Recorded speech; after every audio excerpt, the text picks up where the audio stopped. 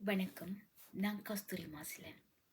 என் அப்பாவின் மரணம் வாழ்க்கை என்றால் என்ன என்பதை எனக்கு கற்றுக் கொடுத்திருக்கின்றது. அப்பாவின் மரணம். மரணிக்காத போதும் மரணித்து போகின்றேன் என் அப்பாவின் இழப்பில். ஜாரமிட்ட சாலையில் என்னுள் இருக்கும் அப்பாவின் நினைவுகளுடன் சுற்றித் திரிகின்றேன் மரணத்தின் முகவரி தேடி. என் அப்பாவின் மரணம் எனக்கு வாழ்க்கையை கற்றுக் கொடுத்திருக்கின்றது. மரணம் எப்போது வேண்டுமானாலும் யாருக்கு வேண்டுமானாலும் வரும். எதிர்பார்த்திருங்கள். இறப்பு என்பது பிரபஞ்சத்துடைய வேடிக்கையான ஒரு விளையாட்டு. என் அப்பாவிற்கு வெகு தூரம் செல்ல பயணச்சீட்டை இறைவன் கொடுத்து விட்டான்.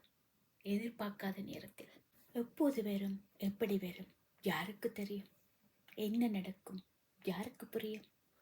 இதை புரிந்து கொள்ளாத மனிதா, புகழுக்கு அழுவதேன், பொறாமையில் நெளிவதேன், ஆசைகளை விதைப்பதேன், ஆசைகளை சேர்ப்பதேன், உண்மைகளை ஒதுக்குவதேன், உறவுகளின் பிரிவினையேன். எவ்வளவு உயரம் தொட்டாலும் இவ்வுலகம் உன்னை புகழ்ந்தாலும் 6 அடி குழிக்குள் உன் அடக்கம், உன் ஆசைகள் அனைத்தும் சேர்ந்து அடங்கும்.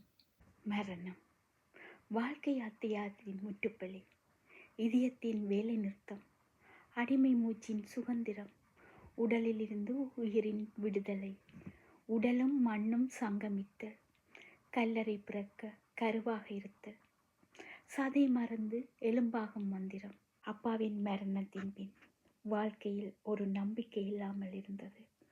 புயல் அடித்து ஓய்ந்து எல்லாவற்றையும் இழந்த மாதிரி ஒரு மனநிலை இருந்தது. வாழ்க்கை மாறி இருந்தது. மனம் உடைந்து போயிருந்தேன். பலவீனம் அடைந்திருந்தேன். எல்லாம் முடிந்தது என முடங்கி கூட இருந்தேன். இப்படி இருந்தால் என் அப்பாவிற்கு பிடிக்காது என்று பலமுறை எனக்குள் நானே கூறிக்கொண்டு வாழ்ந்து கொண்டிருக்கின்றேன்.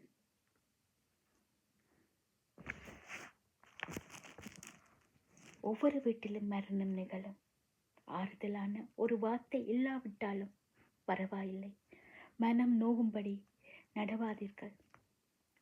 ஒரு சின்ன புன்னகை, ஆறுதலான ஒரு வார்த்தை, இவைகள் எல்லாம் ஒரு சாதாரண விடயமாக ஒருபோதும் நினைத்து விடாதீர்கள். மக்கள் சொன்னதை மறந்து விடுவார்கள், செய்ததையும் மறந்து விடுவார்கள். ஆனால் ஒருபோதும் உணரச் செய்ததையும் மறக்க மாட்டார்கள். அப்பாவின் மரணத்தின் பின் பலவற்றை உணர்ந்தேன். ஒருத்தர் கவலையில் இருக்கும்போது நட்போடு ஒரு 4 வார்த்தைகள் கூறினால் அவர்கள் நம்பிக்கையோடு மீட்டல அது ஒரு உந்துதலாக இருக்கும். அந்த நம்பிக்கையை கொடுங்கள் முடிந்தவரை. ஏனெனில் எல்லா வீட்டுகளும் மரணம் நிகழும். இன்று எனக்கு நடந்தது நாளை உங்கள் வீட்டிலும் நடக்கலாம். நன்றி.